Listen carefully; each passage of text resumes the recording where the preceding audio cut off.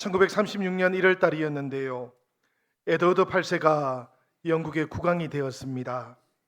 그때 나이가 42살이었어요. 그런데 아직까지 결혼을 하지 않았습니다. 이유가 있었는데 자신의 마음속을 사로잡고 있던 한 여인이 있었던 것이지요. 그런데 영국 왕실에서 그리고 영국의 국교회가 반대를 하고 있었던 겁니다. 그녀의 이름이 월리스 심프슨이었어요. 미국 출신의 평민이었고 이혼을 2번이나 했습니다. 영국 국교회의 수장이기도 했던 국왕이라서 교회가 용납을 해주지 않았던 것이지요. 왕으로 남느냐 아니면 사랑하는 여인과 함께하기 위해서 왕위를 내려놓느냐, 이 선택의 기로 앞에 설 수밖에 없었습니다. 그리고 1936년 12월 11일 라디오를 통해서 다음과 같은 발표가 진행이 됩니다. 나는 사랑하는 여자와 결혼하기 위해서 왕위에서 물러납니다. 왕위에 오른 지 1년도 안 되었을 때였어요. 그런데 그는 동생에게 왕위를 물려주고는 왕이라는 칭호 대신에 윈저 공작이라는 칭호를 선택합니다. 그리고 이듬해였던 1937년 프랑스에서 이 심프슨하고 결혼식을 올리게 되었어요. 사랑을 위해서 가장 높은 자리를 내려놓는 선택을 해야만 했던 것이지요. 그런데 여러분, 생각을 해보니까 이 사랑은 우리 하나님의 사랑을 닮아 있습니다. 하나님께서 이미 우리들을 사랑하시기 위해서 하늘의 보좌를 내려놓으셨고 조건도 없이 계산도 없이 우리 곁으로 다가오셨지 않습니까? 하나님은 오직 사랑을 위해서 예수 그리스도의 몸을 입고 이 땅 가운데 우리와 똑같은 사람이 되어주셨던 것입니다. 여러분, 오늘 우리가 드리고 있는 이 예배가 사랑을 위해서 모든 것을 내려놓으셨던 나의 하나님께 나의 사랑을 고백하시는 시간이 되기를 축복합니다. 오늘 본문의 말씀을 기록한 시인은 고라 자손이라고 합니다. 이 고라의 자손들 가운데 한 사람이 기록했다는 뜻이에요. 그렇지만 이 사람이 누구인지 성경은 알려주지를 않습니다. 성경도 이 사람이 누구인지 보다는 이 사람이 고라의 자손이라는 것에 힘을 주어 알려주고 있는 것이지요. 존 스토트 목사님이 이 시편 84편을 가리켜서 성경 속에 나오는 가장 달콤한 노래라고 그렇게 말한 적이 있었는데요. 이 달콤한 시편을 고라 자손이 고백을 하고 있는 겁니다. 그러니까 우리들도 고라가 누구인지를 먼저 알고 있어야만 하는 것이지요. 출애굽기 6장을 보시면 고라는 모세와 아론의 사촌입니다. 레이에게 아들이 3명이 있었어요. 게르손과 고핫과 무라리라는 사람이었습니다. 그리고 고핫에게는 레이의 둘째 아들이지요. 고핫에게는 모세의 아버지였던 아브라함이 있고요. 그리고 고라의 아버지였던 이스할이 있습니다. 아므람과 이스할. 출애굽기 6장 20절 21절을 보니까 이런 말씀이 나오네요. 아므람은 아론과 모세를 낳았으며 이스할의 아들들은 고라와 네벡과 시그리요. 이렇게 고핫의 손자로 태어났던 아론과 그의 손자들이 광야 공동체의 제사장으로 부르심을 받게 되었던 겁니다. 그리고 모세는 우리가 이미 알고 있는 것처럼 호렙산에서 광야 공동체를 약속의 땅으로 인도해 가는 안내자로 부르심을 받았던 것이지요. 그리고 고라를 비롯해서 고핫의 또 다른 손자들이 성막과 성물을 운반하는 책임을 맡게 되었던 겁니다. 그러니까 여러분, 이 고핫의 또 다른 손자들이었던 고라와 그의 형제들은 단순한 짐꾼이 아니었어요. 가장 거룩한 성물을 직접 짊어지는 사람들, 그리고 하나님의 뜻을 따라서 운반하는 사람들로 그렇게 부르심을 받았던 겁니다. 그런데 이스라엘의 아들 고라가 자신도 모세처럼, 그리고 자신도 아론처럼 광야 공동체의 정치적인 지도자가 되고 싶었고, 그리고 제사장이 되고 싶었던 것이지요. 그래서 하나님이 아론의 자손에게만 제사장직을 부여하신다, 이렇게 불평하기 시작했고요. 250명의 지휘관들을 모아가지고는 당을 만들어 버립니다. 이것을 가리켜서 성경은 고라당이라고 그렇게 부르고 있지요. 이렇게 당을 만들고 나서는 왜 다 같은 레위 지파인데 아론의 가문만 제사장이 되게 하느냐고, 그리고 모세를 향해서는 당신이 무엇인데 우리들 위에 군림하느냐고 이렇게 선동을 하기 시작했던 겁니다. 민수기 16장 3절의 말씀인데요, 우리 다 같이 한번 읽어보도록 하시지요. 그들이 모여서 모세와 아론을 거슬러 그들에게 이르되 너희가 분수에 지나도다. 회중이 다 각각 거룩하고 여호와께서도 그들 중에 계시거늘 너희가 어찌하여 여호와의 총회 위에 스스로 높이느냐. 고라가 이렇게 모세를 향해서, 그리고 아론을 향해서 항의를 하기 시작했던 것이지요. 그러자 모세가 어떻게 반응을 보였을까요? 모세는 이 고라와 250명에게 향료를 준비하라 그럽니다. 향로에다가 향을 준비해 놓고, 그리고 나서 분향을 하면 아침에 하나님께서 택하실 자에게 임하실 것이라고 이렇게 말씀했던 것이지요. 그리고 난 다음 고라 자손에게 한마디를 덧붙입니다. 민수기 16장 9절에서 10절의 말씀인데요, 이스라엘의 하나님이 이스라엘 회중에게 너희를 구별하여 자기에게 가까이 하게 하사 여호와의 성막에서 봉사하게 하시며 회중 앞에 서서 그들을 대신하여 섬기게 하심이 너희에게 작은 일이겠느냐. 하나님이 너와 내 모든 형제의 자손으로 너와 함께 가까이 오게 하셨거늘 너희가 오히려 제사장의 직분을 구하느냐. 이 말씀을 묵상해 보면 여러분, 모세가 아론하고 짜고 제사장직을 독식하려고 했던 것이 아니라는 것을 발견하게 됩니다.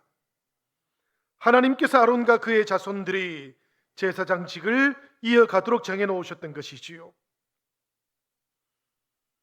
이 부르심에 대한 자세한 기록은 레위기 8장과 9장, 10장에 걸쳐서 계속해서 우리에게 알려주고 있어요. 고라당은 여러분 어떻게 되었을까요? 민수기 16장 11절 이하에 보면 자세한 내용들이 나오는데요, 고라와 250명 모두에게 향료를 준비시켰던 모세는 아론에게도 향료를 준비하라고 그렇게 말을 했습니다. 그런데 바로 이렇게 준비하고 있던 그 모든 시간들 동안 고라는 이스라엘 회중들을 만나고 있었어요. 그들을 선동하기 시작했고, 그리고 다음날 아침이 되니까 온 회중들이 모세와 아론 두 사람을 대적하기 시작했던 것이지요. 아침이 되자 하나님께서 고라를 만납니다. 250명의 지휘관들도 만나요. 그리고는 그들에게 하나님의 진노를 나타내기 시작했습니다. 그러자 모세가 다시 하나님 앞에 탄원하기 시작했지요. 하나님이여, 모든 육체의 생명의 하나님이여, 한 사람이 범죄하였거늘 온 회중에게 진노하시나이까. 이렇게 탄원하기 시작하자 하나님께서는 고라와 다단 그리고 아비람의 장막 그 사방에서 떠나가라고 이렇게 명령을 내리셨습니다. 그리고는 바로 그 자리에 땅이 갈라지게 하셨고, 그곳에 있던 고라와 다단, 아비람의 사람들을 모두 다 삼켜버렸던 것이지요. 분향을 하고 있던 250명의 지휘관들도 모두가 다 불에 목숨을 잃어버리고 말았습니다. 그런데 여러분, 고라의 자손들은 어떻게 되었을까요? 민수기 26장 10절과 11절의 말씀을 한번 보시기를 바랍니다. 우리 같이 한번 읽어보시지요. 땅이 그 입을 벌려서 그 무리와 고라를 삼킴에 그들이 죽었고 당시에 불이 250명을 삼켜 징표가 되게 하였으나 고라의 아들들은 죽지 아니하였더라. 땅이 고라와 사람들을 삼켜버렸던 그 일이 있은 다음에 고라의 자손들은 회개하기 시작했던 것이지요. 하나님 앞에서 자신들의 모습을 다시 돌아보기 시작했던 겁니다. 여러분, 사실 성경 속에 나오고 있는 모든 시편들은 다 특별하지요. 특별한 신앙의 고백들이 담겨져 있는 책입니다. 그렇지만 이 고라 자손들이 고백하고 있는 시편들 42편부터 49편까지의 시편과 84편, 85편 그리고 87편의 이 시편들은 이런 배경을 가지고 있기 때문에 조금 더 다른 의미로 우리에게 다가와요. 하나님께 반역을 해가지고 조상들은 비참한 최후를 맞이하게 되었지만 그 자손들은 돌이켰고 그리고 하나님을 뜨겁게 사랑하는 믿음을 가지고 이 시편을 기록하고 있기 때문입니다. 오늘 본문 84편 말씀을 보니까 고라 자손이 하나님의 성전을 사모하는데 몸이 쇠약해질 만큼 사모하고 있다고 그렇게 말씀하고 있어요. 1절과 2절의 말씀입니다. 만군의 여호와여, 주의 장막이 어찌 그리 사랑스러운지요. 내 영혼이 여호와의 궁정을 사모하여 쇠약하며 내 마음과 육체가 살아계시는 하나님께 부르짖나이다. 여러분, 이 고백 속에서 주의 장막이라고 하는 표현을 먼저 주목을 한번 해주시기를 바랍니다. 장막이라는 것은 화려한 성전을 말하는 게 아니에요. 접었다가 펼 수 있는 그런 장막, 그러니까 텐트를 말하는 겁니다. 하얀 천으로 둘러져 있던 장막이었어요. 그 가운데에는 짐승의 가죽으로 덮여 있던 장막이기도 했습니다. 광야를 지나오는 동안에 바람을 맞아야만 했고 그리고 비와 햇빛도 견뎌야만 했겠지요. 겉으로 보기에는 화려하지가 않았습니다. 투박해 보였고 소박해 보이기도 했습니다. 그렇지만 여러분, 바로 이곳이 하나님의 임재하심이 머무는 자리였어요. 광야의 먼지 속에서도 그 장막 안에는 하나님의 영광이 충만했었고요. 그리고 이 장막 속에서는 속죄가 이루어졌었습니다. 하나님의 음성을 들었던 이스라엘 백성들, 하나님 앞에서 다시 용기를 내기 시작했고 새로운 삶을 살아가기 시작했던 장소가 바로 이 장막이었던 것이지요. 고라 자손은 이 장막이 어찌 그리 사랑스러운지요, 이렇게 고백을 하고 있는 겁니다. 그러니까 그 장막의 외관 때문이 아니고 이곳에 임재하고 계셨던 하나님이 너무나 경외스러웠고 그래서 사랑한다고 이렇게 고백하고 있는 것이지요. 이 여호와의 궁정을 너무나 사모해서 영혼이 쇠약해질 정도가 되었다 그럽니다.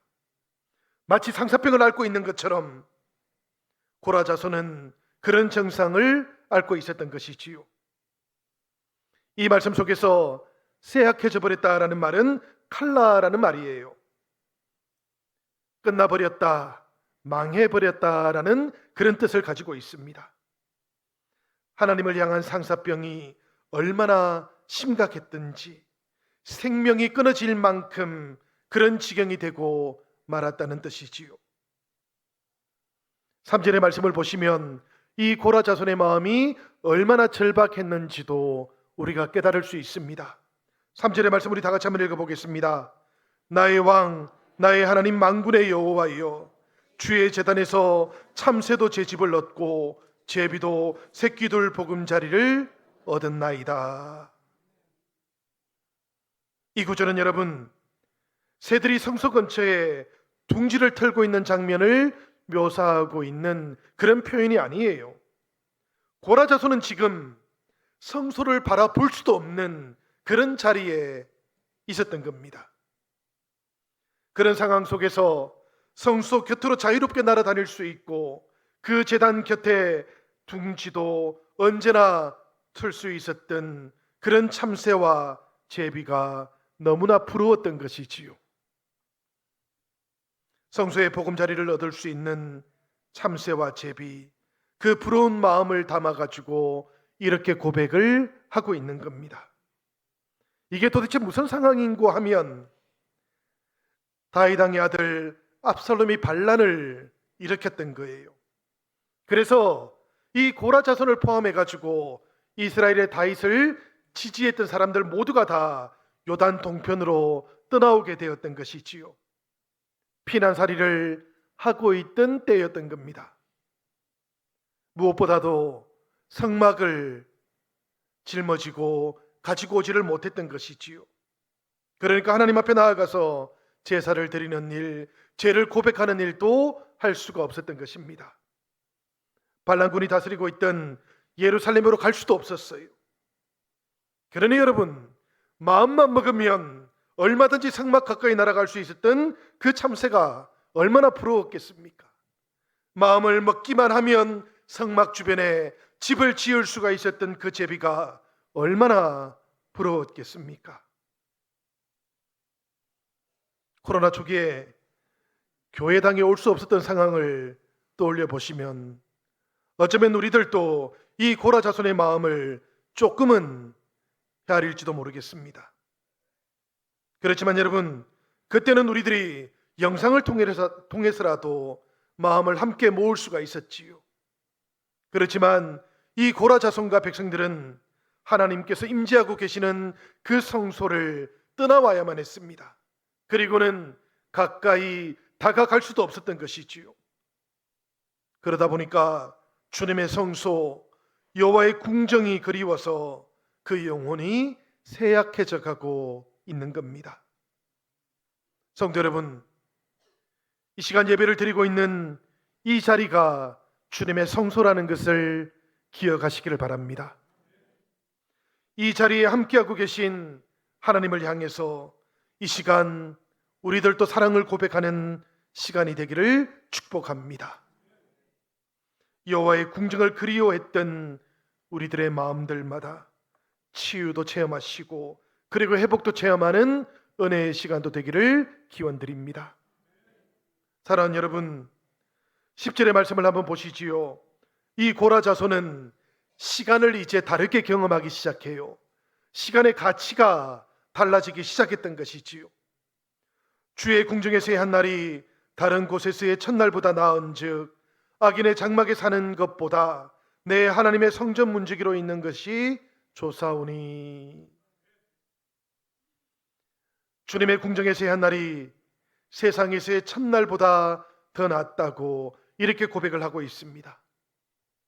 여러분, 첫날이라고 하면 3년 조금 안 되는 날이지요. 사람은 누구든지 간에 길고 많은 시간들을 축복이라고 생각합니다. 그런데 이 고라 자손을 보니까 지금 조금 다르게 이야기를 해요. 우리 주님의 임재하심 그 앞에서의 하루가 세상에서의 풍요로운 그 많은 시간들보다도 훨씬 더 낫다고 이렇게 고백을 하고 있는 것이지요. 세상에서의 첫날이 하나님과 함께하고 있는 하루의 은혜를 대신할 수 없다고 이렇게 고백을 하고 있는 겁니다. 이것은 여러분, 시적인 과장이 아니에요. 이것은 하나님의 임재하심을 실제로 경험했던 사람들만이 드릴 수 있는 고백입니다. 하나님과의 단 한 번의 만남, 하나님과의 단 한 번의 회복, 이것이 세상의 즐거움 모두를 지워버리는 놀라운 은혜라는 것을 경험한 사람들만이 이렇게 고백할 수 있는 것이지요. 그래서 고라 자손은 성전의 문지기라도 되기를 바란다고 이렇게 고백을 하고 있는 겁니다. 사실은 여러분, 우리가 성경을 찾아보면 실제로 고라 자손의 직무가 바로 성전의 문지기이기도 했던 것이지요. 역대상 9장 19절 말씀인데요, 우리 같이 한번 읽어보도록 하겠습니다. 고라의 증손 에비아삽의 손자 고레의 아들 살룸과 그의 종족 형제 곧 고라의 자손이 수종드는 일을 맡아 성막 문들을 지켰으니 그들의 조상들도 여호와의 진영을 맡고 출입문을 지켰으며. 이 말씀을 보니까 고라의 자손들은 자신의 사명이 바로 성전의 문지기였다는 것을 잘 기억하고 있는 겁니다. 세상의 눈으로 보고 겉모양으로 볼 때는 낮아 보이기도 하고 주변적인 것처럼 그렇게 보이기도 했지만, 그러나 성전 문지기로 하루를 살아가는 것이 악인의 장막에서 첫날을 사는 것보다 더 기대가 된다고, 더 기다려진다고 고라 자손은 그렇게 고백을 하고 있는 겁니다. 사랑하는 여러분, 이 고라 자손의 고백 앞에서 오늘 나는 어떤 직분을 기다리고 있는지, 오늘 나는 어떤 신령한 일을 사모하고 있는지를 돌아볼 수 있으시길 바랍니다. 그리고 여러분, 우리 주님의 교회 안에서는 우리가 받은 모든 직분들이 그것이 어떤 일이든지 간에 다 귀하고 복된 일이라는 그런 결론에도 도달할 수 있으시기를 축복합니다. 사랑하는 여러분, 어떤 분들은 세상에 속한 일에는 목숨을 겁니다. 그렇지만 하나님께서 기뻐하시는 일, 하나님께서 맡기신 일에는 소홀히 대하는 모습을 볼 때가 있어요. 사람들이 귀하게 여기는 일에는 온몸을 다 던지는데 하나님께서 귀하게 여기시는 일에는 손톱만큼도 관심을 보이지 않는 것이지요. 그렇지만 여러분, 성전 문지기의 사명을 맡은 이는 돋보이지 않는다 할지라도 오직 하나님께서 알아주시면 된다고 그렇게 믿는 사람들이라는 것을 기억하시길 바랍니다. 우리 하나님께서는 우리들의 겉모양을 보시지 않습니다. 외양을 보시지도 않습니다. 하나님은 우리들의 마음을 보시고 우리들의 중심을 보시는 분이시라는 것을 기억하시길 바랍니다. 예수님 시대에 보시면 기도로 성소를 지켜가고 있던 안나라는 여선지자가 있었어요. 이 안나가 결혼을 하고 나서 7년쯤 되었을 때 홀로 되고 말았습니다. 그런데 그때부터 이 안나는 세상에 속한 일을 내려놓기 시작했고 하나님을 향해서 자신의 인생, 그 삶의 방향을 전환하기 시작했지요. 이 기도의 삶이 홀로 되고 난 이후로부터 84년 동안이나 이어져 갔습니다. 그 당시 결혼하는 나이가 14세 정도 되었다고 하니까 계산을 해보면 안나는 지금 105세가 되었어요. 그때도 성전을 떠나지 않았습니다. 기도 생활을 하고 있었고 금식을 통해서 하나님을 만나고 성소를 지켜가고 있었던 것이지요.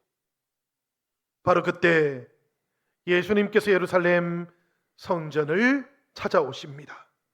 여드레 만에 할례를 받기 위해서 예루살렘 성전으로 올라오셨던 것이고, 그리고는 이 안나가 어린 예수님을 보았던 것이지요. 그때부터 안나는 주위 사람들에게 메시아가 오셨다는 것을 증언하기 시작했던 겁니다.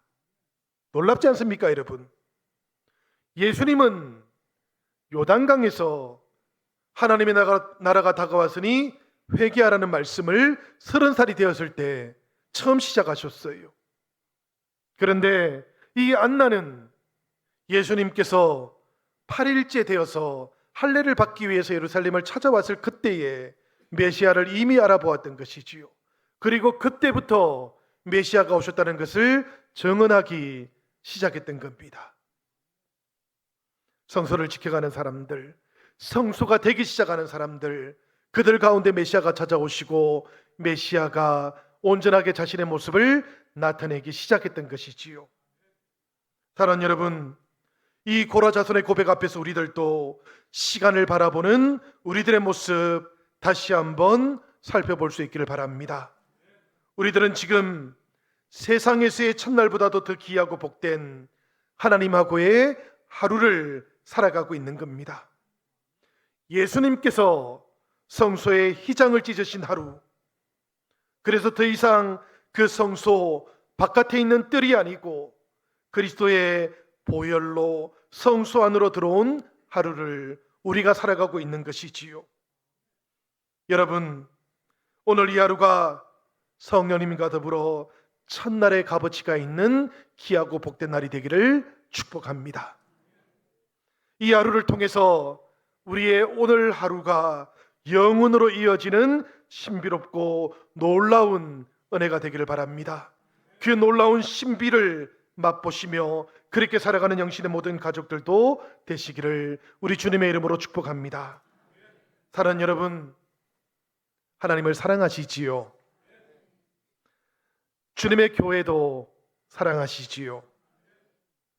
그렇다면 여러분, 성전의 문지기가 되는 이 복된 삶도 사랑하시는지요? 하나님의 복을 받고 하나님을 진정으로 사랑하는 사람은 하나님께서 우리들과 함께 하고 계시다라는 것, 이것만으로도 행복을 느낄 수 있는 사람입니다. 그리고 이 행복을 나눌 줄 아는 사람이에요. 하나님의 복을 받으시고 하나님의 형통케 하시는 그 은혜를 따라가기 원하신다면, 그렇게 성소를 사랑하기 원하신다면, 사랑하는 성도 여러분, 우리들 모두가 기억해야 되는 말씀이 있습니다. 시편 122편 6절과 7절에 나오는 말씀인데요, 우리 다 같이 이 말씀 한번 읽어보도록 하겠습니다. 예루살렘을 위하여 평안을 구하라. 예루살렘을 사랑하는 자는 형통하리로다. 내 성 안에는 평안이 있고 내 궁중에는 형통함이 있을지어다. 우리가 때로는 바쁘다 핑계하면서 예배 자리 잘 오지 못할 때가 있습니다. 때로는 우리가 살아가는 일들이 바쁘다고 핑계를 대면서 주의를 빠지기도 합니다.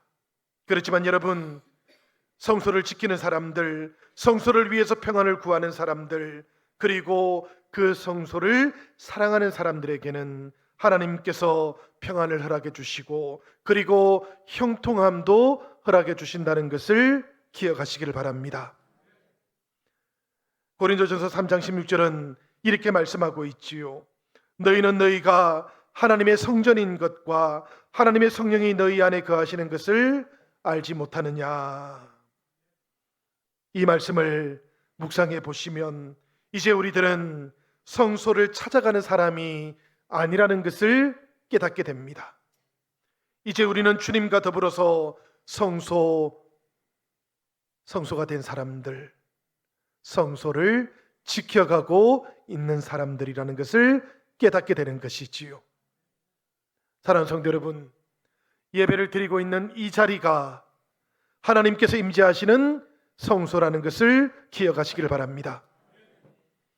우리들의 마음 가운데 하나님께서 찾아오시면 우리들의 마음이 바로 하나님의 성소라는 것도 기억하시기를 바랍니다. 우리는 이제 성소가 되었습니다. 우리들 모두가 우리를 찾아오시는 그 주님과 더불어 성소로 살아갈 수 있기를 바랍니다.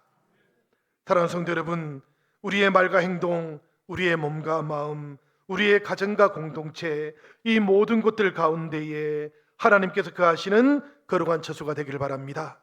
그러면 하나님께서는 우리의 가정과 우리의 공동체가 우리 주님께서 거하시는 성소가 되도록 인도해 주시고 우리들의 삶이 성소가 되도록 변화시켜 가시는 그 놀라운 역사를 통해서 오늘 우리들 모두와 함께하여 주실 것입니다.